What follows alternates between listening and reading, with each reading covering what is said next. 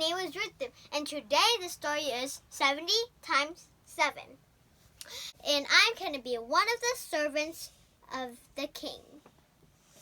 And my name is Lumpy, and I'm the big king. My name is Peyton, and I will be one of the other king's servant in the story. So, one day, Peter asked Jesus, Jesus, how many times should I forgive someone who has done something wrong to me? 7 times? No, 70 times 7. Peter didn't really understand, so Jesus told him a parable. And this is how the parable started.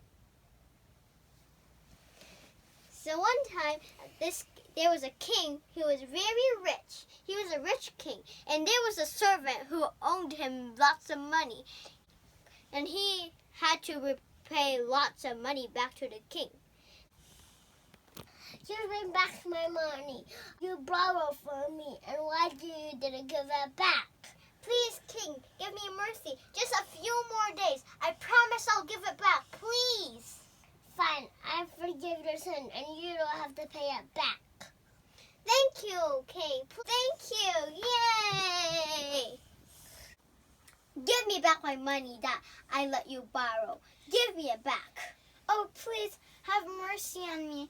I don't have the money.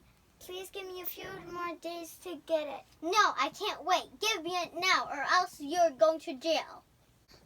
I heard you did something bad to a servant, really bad, and you didn't forgive him.